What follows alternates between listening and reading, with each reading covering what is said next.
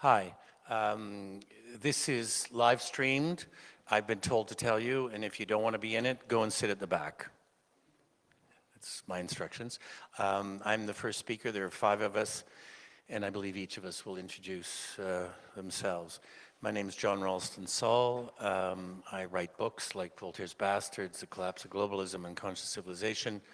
Until a year or so ago, I was the elected international president of PEN, the original civil society organization, 1921, that works to keep writers, bloggers, everybody who talks and writes alive and get them out of prison. And I'm also now the co-chair, have been for a dozen years, of an institute called the Institute for Canadian Citizenship, which works on immigration and citizenship issues and how to get new citizens involved as fast as possible in society, in whatever, in as many political, social, and cultural ways. So yesterday, we had a session that I took part in which my job seems to be to start things off with generalities, since I'm supposed to be a philosopher, as opposed to a technical person. And I said yesterday at the beginning that technology has no ethical content or purpose whatsoever at all. The Romantic period denied that and got us into a lot of the trouble we're in today, because by being romantic and believing that technology had a purpose and had some ethical content in that purpose, what we did was leave a vacuum, and that vacuum was filled by governments, government security agencies, and commercial forces. They, in effect, and this is what whenever I come into a session, people are talking about the outcome, without saying it, the outcome of, 20 years of leaving a vacuum, and that vacuum being filled by real power, which is not romantic, and they therefore have an enormous advantage today. And every session I've heard is talking about how do you deal with the advantage that we've allowed them 20 years to get. How do you actually fight back against that? And certainly in PEN, on a daily basis, I think we're up to something like 1/3 of our cases of people being killed or people in prison are internet cases. So it used to be that they arrested or hung Nobel Prize winners and well-known writers. Now it's the bloggers and so on who are among the principal victims. And I have to say that this problem, I mean, it's very important to just say these things. They're sort of banal and self-evident, but if you don't say the larger stuff, you get lost in the fighting back detail by detail. You have to do both. You have to understand the shape of what's happening. And I would say that from a historical point of view, that Western civilization, Western democracies, whatever they like to describe themselves as, are increasingly slipping back into a mindset which is essentially the mindset of the mid-19th century. So the ideas attached to freedom of expression, to power, to limitations are closer and closer to concepts which were philosophically and politically familiar in the middle of the 19th century. And we're sort of, rolling on as if we're going forward and we just have to fight off these various problems, whereas people like me are saying, we're not rolling forward. Actually, the basic assumptions of government and corporations that we have today are very familiar. They belong in about 1870, 1880. And so the second point I want to make is that one of the problems of the first 20-odd years was this sort of idea of the borderless revolution of technology, which I'm all in favor of, et cetera, et cetera, et cetera. However, what it did was it obscured, and I'm taking a little leap from what I said yesterday, it obscured a very basic idea, which is that 99% of people live somewhere and belong to a society. And those societies have power structures, legal structures, and protections in them. And those in the 21st century idea are supposed to be based on concept of legitimacy, and the legitimacy lies with the citizens. And it's the citizens who empower. I'm not being romantic. This is actually what the constitutions say, what the Bills of Rights, the Charters of Rights, and this is what international agreements say, that the legitimacy of security, of the commercial forces, of the governments, rises out of the citizenry. And the problem with the dream of the borderless technological world is it undermined the power of the citizen in their role as the source of legitimacy. And what's fascinating is that the citizens have always been the source of legitimacy. The mandate of heaven in China was all about the legitimacy given by the citizens to the emperor of China, and that when he didn't fulfill his job, the citizens had the right to overthrow him. It was a bit of a bloody mess, but they had that right. And you know, we've always had, for example, through about 400 years in Europe, absolute monarchs and churches who tried to pretend that they were the source of legitimacy because of God or because of the birth, the grandfather of the king. But they knew they were fighting against something that went back thousands of years of the source of legitimacy. And what's happened today is that the churches and the kings have been replaced by the security agencies and the corporations. It's really historically not very complicated, unfortunately. And the security agencies in particular, certainly since the Twin Towers event, have been hiding behind the inevitability of technology as a way of justifying an increasing amount of power going to them. And I have to say, as a former president of Penn, that we've actually reached the stage, and again, many people have talked about pieces of this, we've actually reached the stage where it's incredibly difficult to communicate at an international level on serious issues. For example, China, where we have many people in prison and being beaten up and so on. It is incredibly difficult to have an international conversation about China without it being listened to. In fact, very often we're reduced to using fax machines. Not that fax machines can't be penetrated, but that if you do it and you do it quite fast and you're careful about the words you don't use, you can maybe get away with it to some extent. But so we've actually reached a stage where, in spite of very sophisticated encrypting systems, a lot of people are actually going backwards to the most rudimentary forms of communication as a way of escaping from the influence of both the corporations and the security agencies. So the other people in the panel I saw are going to give you some really interesting, fascinating, specific examples, which I'm looking forward to listening to. But I just want to add to that already all the studies we've done show that between 25 and 60% of writers, bloggers, writers, in democracies through to autocratic states, 25% is in the democracies, are self-censoring themselves because of what's happened in terms of the borderless internet. And I can promise you that for 6 years as president of Penn, I never wrote an email that wasn't censored by me. Otherwise, I couldn't do my job without risking the lives of people. And that's an astonishing situation to be in. One of the other interesting things to come out of all of this, I think, is something to do with the indirection of the communication systems. Is that there was an old idea, which was that people in public life were supposed to have thick skins. And over the last 20 years, we've seen a return of the thin skin phenomenon among public officials. I've never seen so many presidents and prime ministers and CEOs whose skins are so thin. And it has something to do with the fact that there's a sort of sense of the indirection of the communications, which is making them lose the sense of just how tough you have to be in public life.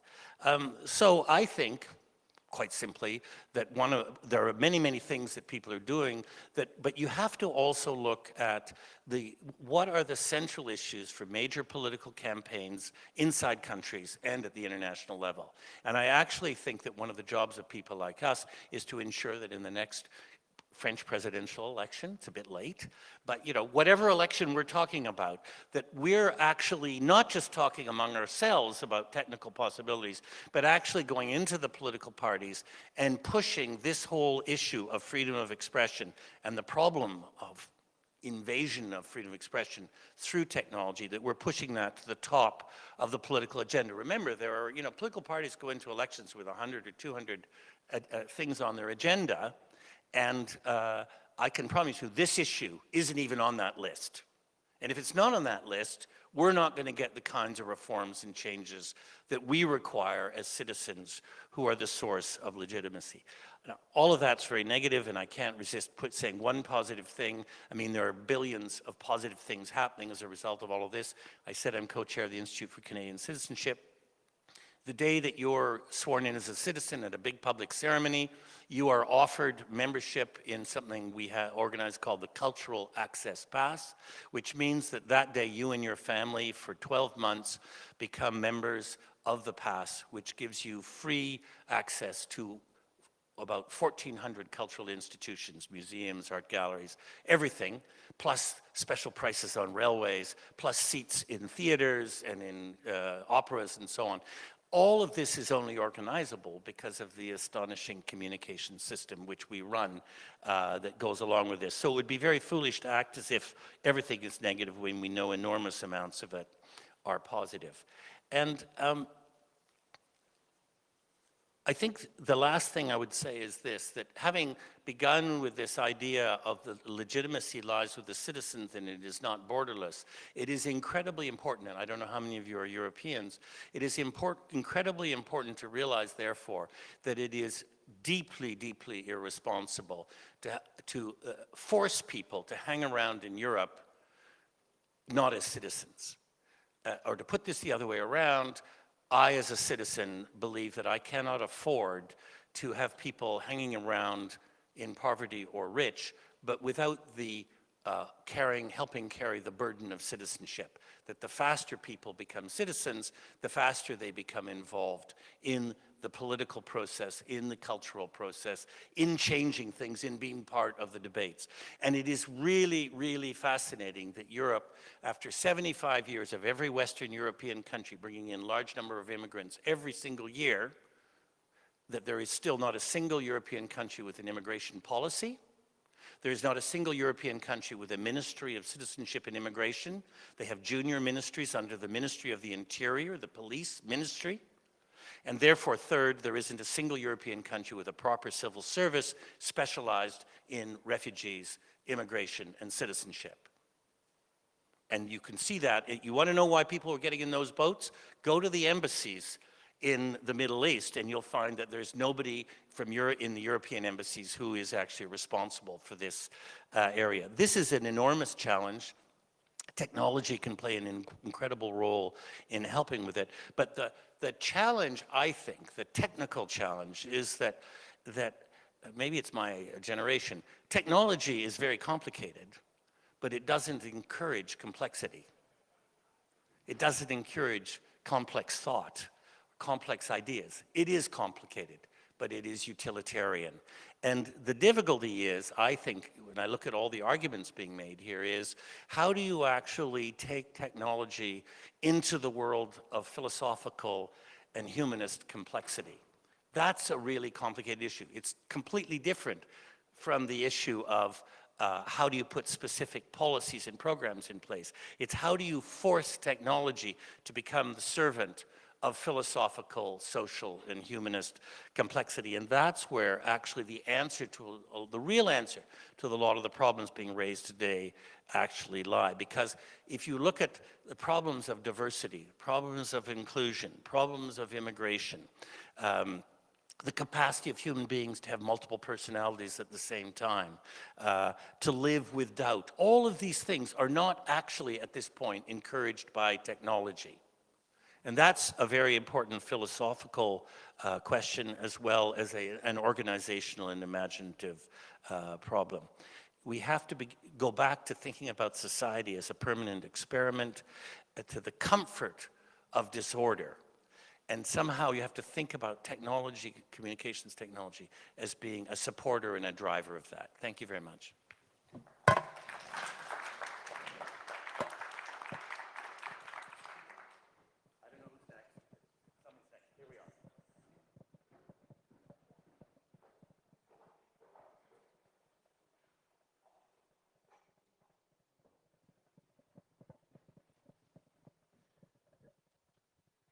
Hi, my name is Mykola.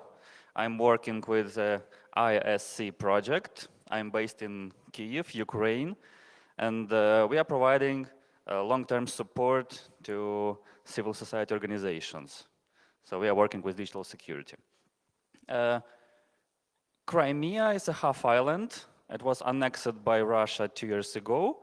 And during the last 2 years, situation with human rights in Crimea became worse and worse. And here is the digital security dimension. So under attack, first of all, are Crimean Tatars, their community, their Muslims, human rights defenders, lawyers, lawyers of lawyers. There are some interesting situations, yeah, and journalists. So what incidents are happening? First of all, it's searches and equipment confiscation. They are more prominent, visible. We can see a lot of reports or some news article that, again, some journalist, all of his equipment was taken away, or human rights defender, and so on. And there are two ways of confiscation, a better one and a worse one. A better one with when police or FSB came to someone's office or home and just taking away all the laptops, smartphones, flashcards, and so on. Because if everything is encrypted, then they will not get the information.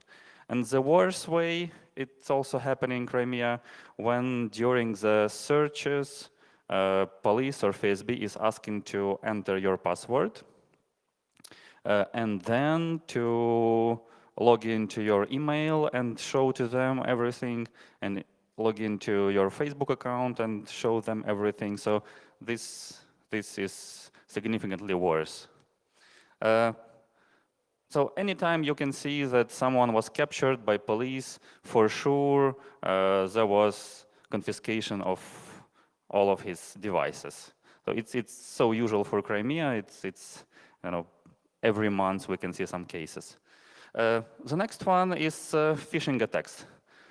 They're not so visible. We know about them only because we are working with human rights defenders organizations, and they are sending the emails to us and asking what is that? Is it phishing or it's a normal letter? So what is that? So that's why we know about phishing attacks. Usually there are some letters about that unknown phone was linked to your Gmail account, or someone knows your password, or so on and so on. Sometimes it's some link to download a document, a zip file or Word document with some malware inside. Next one is malware attacks. And one prominent case is journalist Nikolai Semena case. His criminal case is full of screenshots of his computer. He said that one time something happened to his computer, and he went to computer service company, and after that something wrong was going on with his computer. The mouse was moving by itself, and after he was captured by police, they showed him a lot of screenshots of his emails, of his contracts with the media outlets, and so on and so on. So we have one prominent case. Prosecuting for Facebook posts. For example, a lawyer, Emil Kuberdinov, a few years ago shared one post, and it was before the Russian jurisdiction came to Crimea, and it was before that organization he shared about became an extremist organization in Russia. But still, he was captured for 10 days in prison, like that. So prosecuting for Facebook or any social media post, it's working in Crimea as well. Impersonation. I know one case, again, only because human rights defenders asked for help. So it was activist's account hacked, and guys from FSB was writing messages to his contacts asking for some documents, for some information about another activists, and they was quite successful actually. And of course SORM, the Russian mass surveillance system. We don't have any I don't know, cases in media about in Crimea someone got to a jail because of SORM, but we know Russian legislation that any internet service provider or mobile carrier or social network based in Russia have to buy and install some equipment for direct surveillance to get direct access to a local FSB office. The main part actually is over. You can see it's quite simple to explain what incidents are happening there.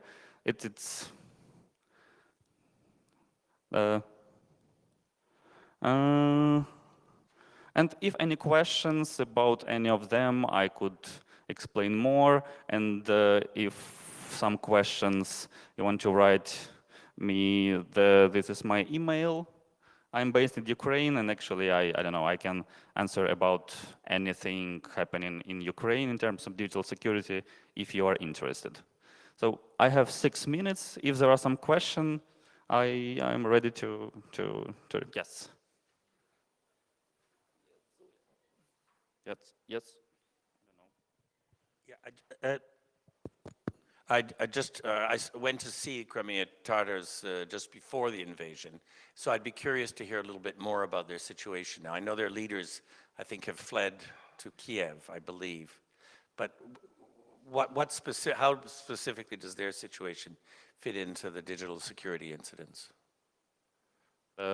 In Crimea? The Crimean Tatars. Crimean Tatars. Not all of them went to Kiev, so a lot of them... I meant just the 2 or 3 leaders or a small group of leaders went. So they are staying in Crimea. They are a really strong community, and Russia is trying to, I don't know, to make some criminal cases against them. Their community and religious organization became a terrorist organization, and sometimes they come to a village and just to make some searches in 5-10 houses and take away all the computers. So Crimean Tatars are in bad situation now in Crimea, and of course there is some more discrimination at workplaces and in any sphere of life.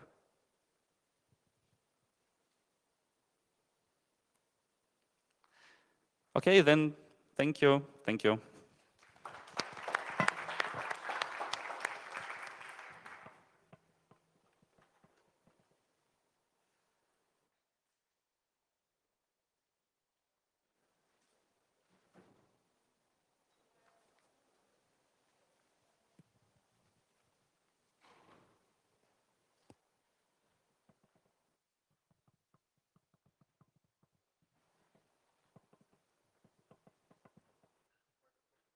Good afternoon, everyone. Yeah, Mike.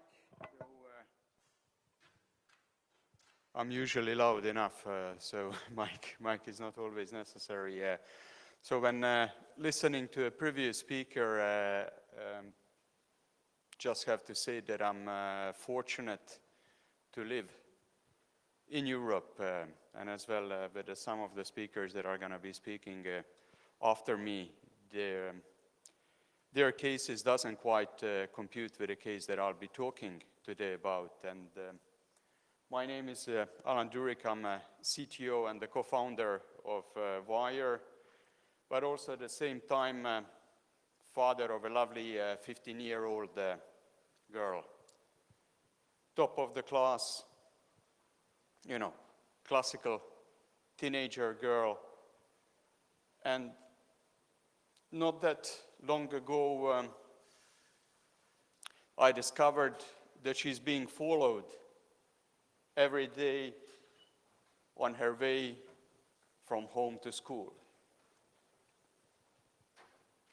Then afterwards, started digging more and see like she's being followed not only on the way to school, she's being followed also when she's visiting her teenage friends.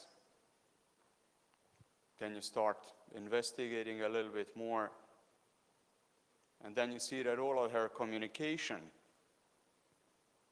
that she has with her friends is being intercepted. And then, of course, you freak out. And what do? Are you going to call police? No, because all of this is happening in a digital domain. So then we ask ourselves a question, why something, what is happening in a digital domain, is completely acceptable when we compare it with our daily life? And if we say that you lead by example, some of those leadership cases that I'll show are not the best.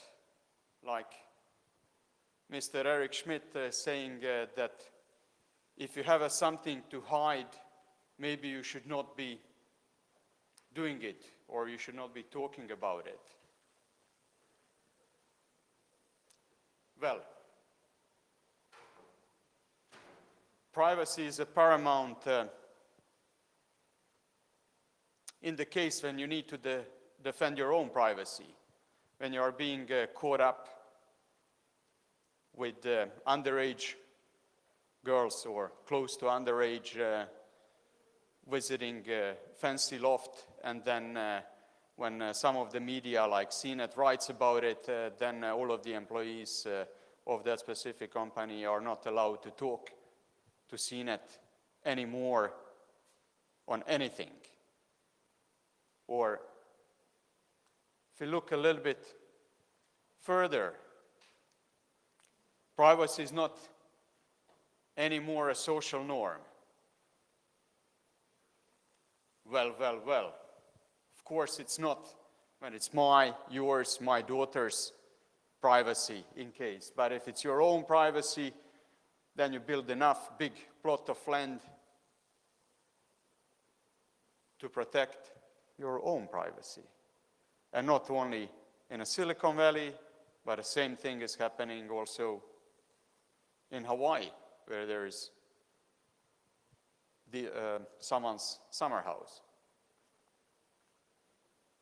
And then, of course, with those cases, when there comes a great power, it's only a question of time when there comes abuse.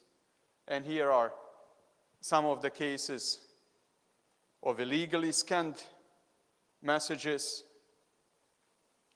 like in my daughter's case, but of course they didn't go with a lawsuit, but someone else was doing the lawsuit. And manipulating our feelings in a way that only a bad news can be passed to certain people, good news to others. And of course, what's the next step there? It's for those that are getting a bad news, suggest ads from those that are willing to pay the most, and that's pharma industry.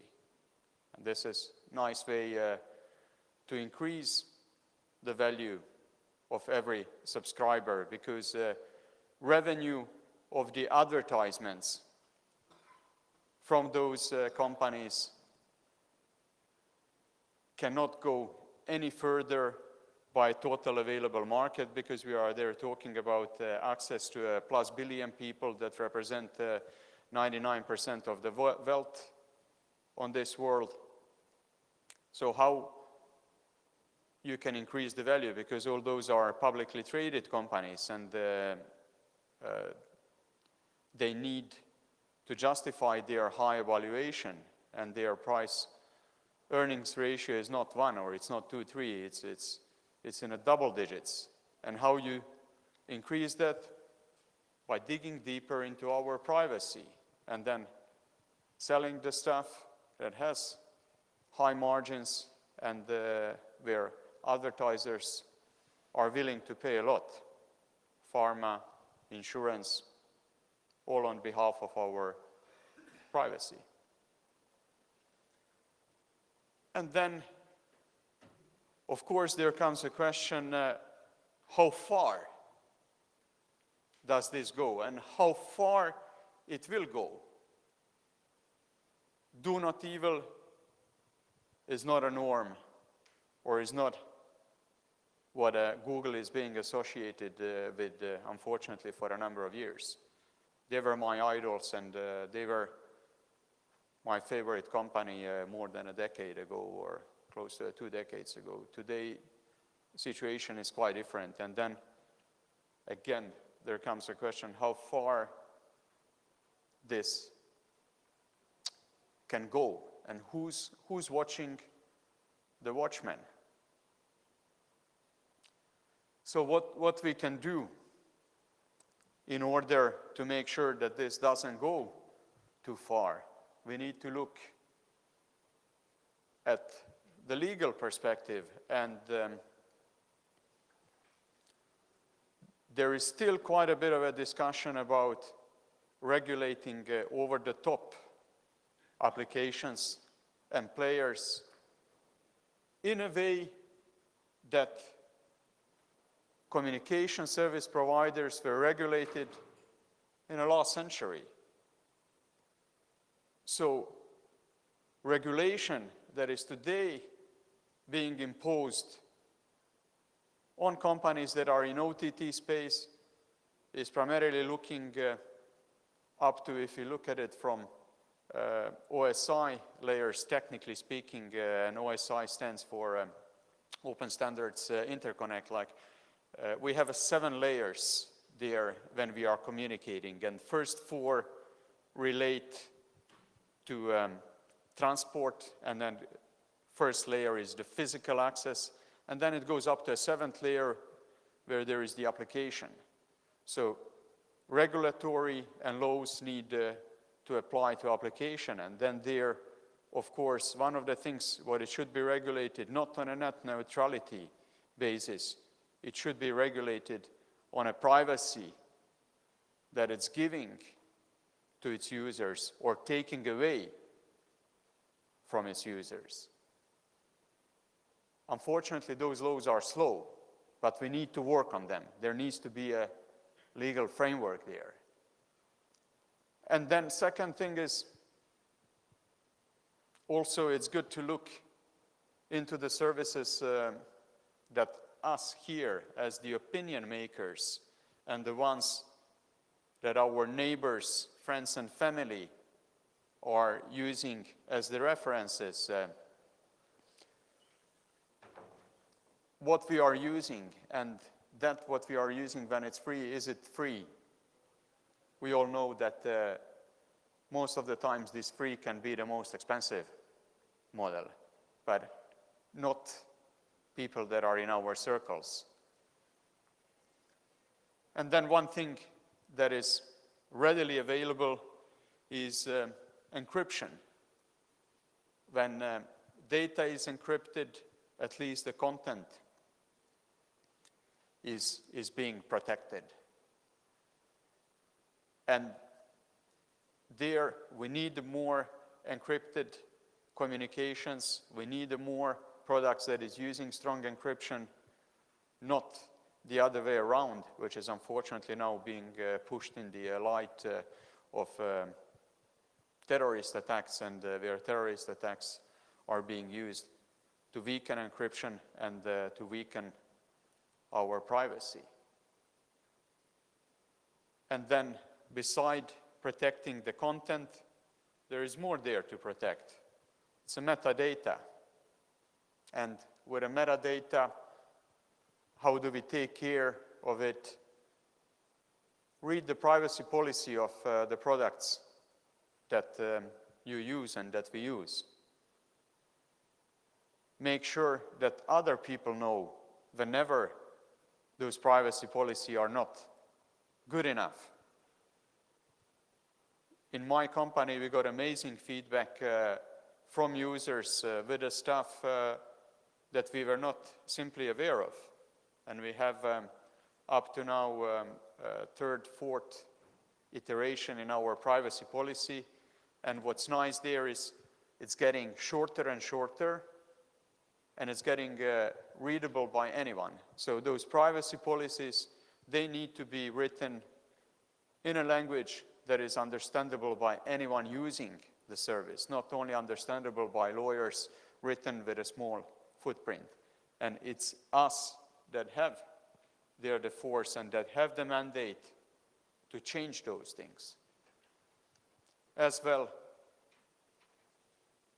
try to favor applications that are using open source and that are, in a way, ultimately transparent to you and to us. Things are going to get only worse because we are intersecting Internet of Things, we are intersecting with automotive industry, digital health. So this problem that we have now, it's going to be a magnitude bigger when it gets into all those pores of our life. So what we can do is reclaim ownership of our data, demand transparency for the services you use encryption, blunt pitch, try our product, let us know what sucks there, what's good about it. And this is done by people that changed telecoms forever. It is quite some number of people that were involved in Skype that started Skype. Now we are on a mission to change the way that consumers and businesses are communicating from privacy and security point of view. Product, what is important, is available on all of the major platforms, and what's even more important, we don't need your mobile number and we don't need your address book. Register with a burner email, use it for the cases that you need, and be safe with it. And all of that is done without taking away fun with the GIFs and everything else. So it's not only meant to be done in a dry way. So once more, coming back to the beginning of presentation, digital and everyday privacy, why the difference? There shouldn't be. Let's make sure that we propagate this message and that we do whatever we can to get it to that position. Thank you, everyone.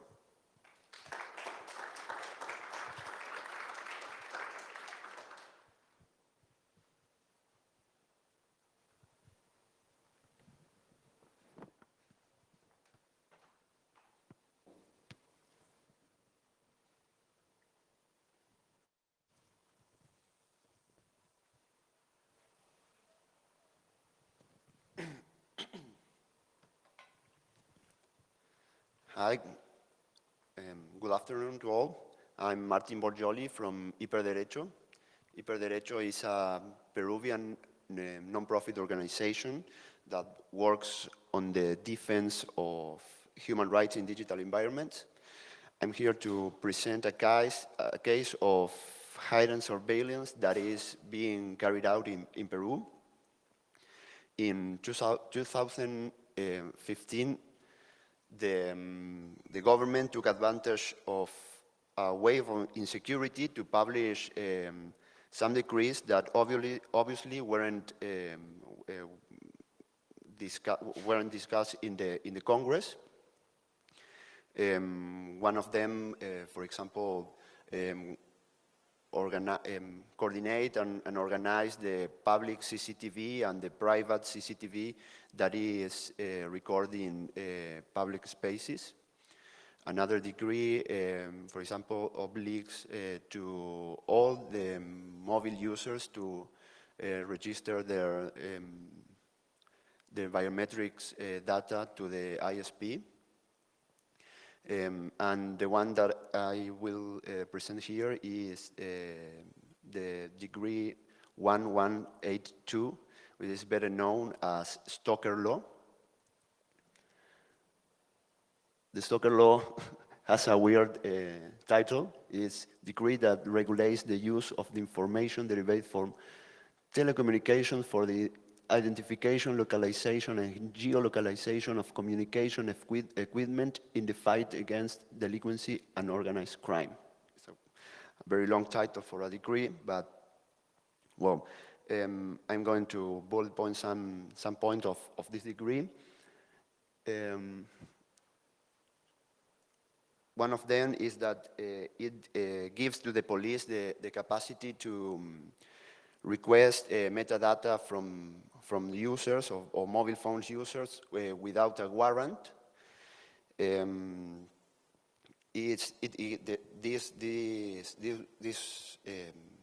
This request has an ex post revision. When the police requests the information, then the police has to request the authorization to the criminal prosecutor, and the prosecutor has to request the authorization to the criminal judge. So the police could have the metadata of you for 72 hours, and then maybe being unauthorized. Also, the decree says that the metadata is not part of the secret of communications that is contemplated in the Constitution.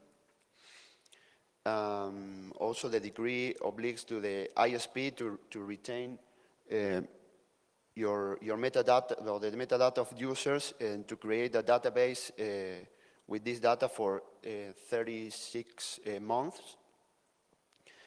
And although it is an obligation and a cost for the ISP to create this database, design a protocol of application between the ISPs and the Ministry of Internal Affairs.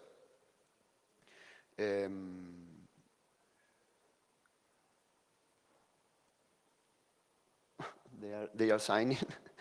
So we request this protocol, and obviously with a public information request, and obviously they said that it is reserved.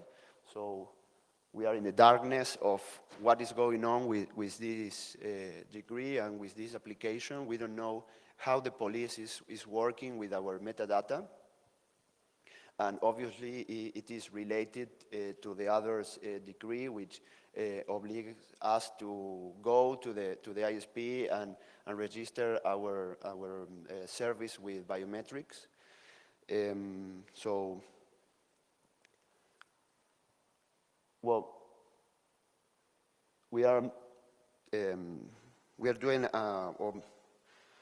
Well, we took action of this and start promoting a campaign against this decree, which is against the decree, the Decreto Legislativo 1182, as we said. And well, we are doing also some events, some sensibilization with a parody of the decree, which is the Chapulín Colorado. It's a Mexican soap opera. So, and then we are also publishing some academics publications.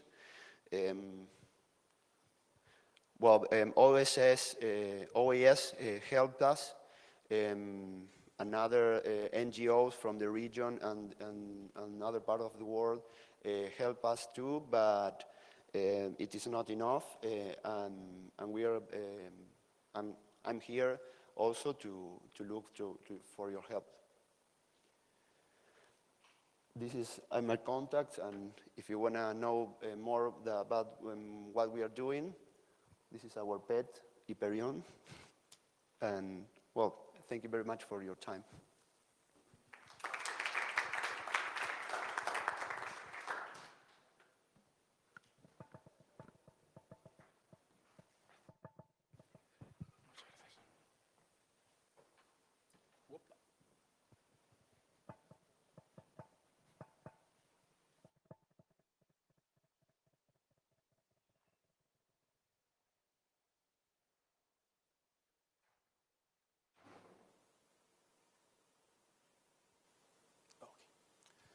Well, hi everyone. My name is Michel Olmedo. I'm a Spanish lawyer, so I think that my point of view will be a bit different from the guys that spoke before me.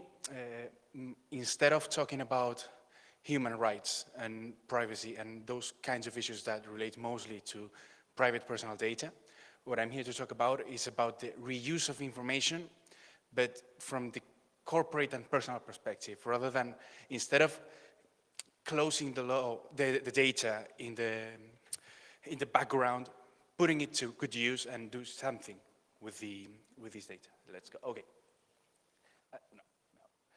I represent the UDECO project. That is an H2020 project funded by the European Commission that strives to make a sense of what the data economy in Europe is. Is there actually a data economy? Is there a data to be used? Is there anything to do at all? That's the premise where we started for.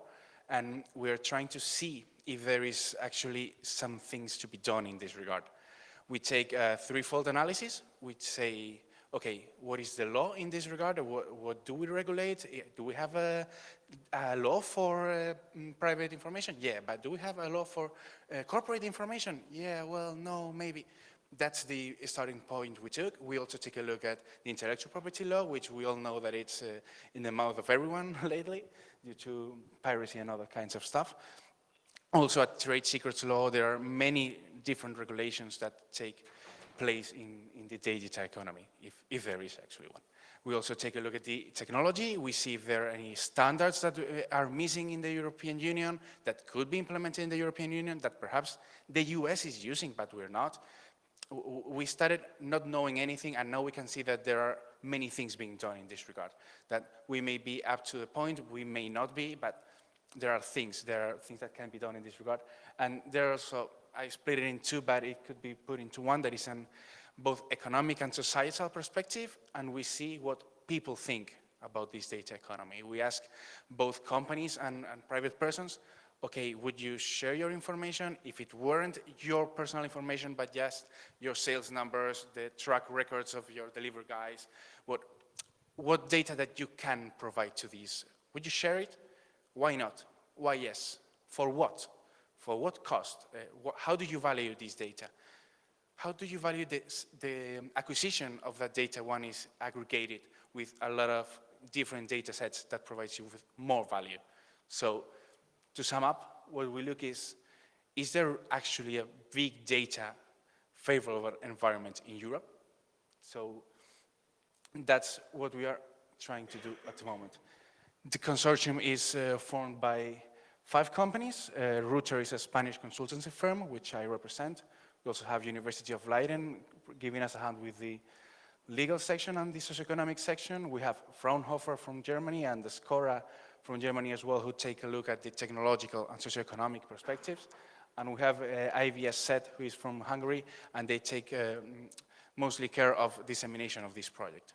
So you can see that it's quite an heterogeneous group. Okay. As I said, we started with a framework analysis. We took a look at what had been done up until this moment. We took a look at, okay, what is the law? What are the current legal projects that are being carried out in this regard? What are the current investment trends in regards of technology? Which technologies are companies investing on? Which are they disregarding? Why? And also, how are other H2020 projects dealing with data? Because H2020 projects, as you know, tend to interrelate actors from many countries. So seeing how they shared or they didn't share the data was also very interesting for us. That was part of the first year of our testing. Then we said, okay, now we have to create a model of how this looks, how this works, how this is. And we created, well, not actually a model like a playing card or anything, but we created a set of recommendations and propositions for both actors and policymakers to take a look and say, okay, here is where you're failing, here where you're good at, here is what you should take a look at. And now I'm going to tell you a little bit from the legal perspective. Sorry if you're here to hear something from the technological side. Here, if we were to represent the data economy as we can see it up to this moment, it will be something like this. There are millions of interrelations between data owners, data processors, data users, data reusers, and a lot of freeloaders who just sit there and enjoy the ride. But as you can see, it's not on just one direction. There are multi-directional relationships. There are not only one-sided, because there are many companies who can be data users, but they could be also data processors. So they have many interests, and they have many information to provide us with in both the legal, the technological, and the socioeconomic perspectives. And this one over here. We started with propositions because we couldn't just go on and say, okay, here's what we want you to do. We started saying, okay, how are we? The first thing we saw is that data protection law was clear, okay, on how to deal with personal data. But we had nothing to work on relating to corporate data. We could maybe bring something from trade secrets directive, something like that, but we didn't have a law on corporate information. We didn't have a clear framework in this regard. So many companies just said, okay, I could do things, but maybe I won't. Maybe I won't because I don't know what may happen to me should I do anything in this regard. From that on, we also found out that cybersecurity is a threat to this value chain because it creates a fragmentation. You tend to be as secure as possible, but can you actually keep up to the task? Because standards and technology change in the blink of an eye. So if you have to keep up to date and then also reuse this information, how can you be sure that the data is secure? Many companies just disregard reusing and using data because they say, okay, should I turn all these papers that I have here filled with data into something digital? It's so scary. It's so scary for me. So no, let's just keep it in the back door. Yeah.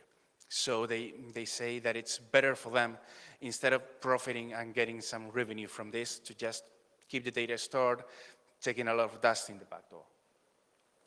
There's also a lack of standardization.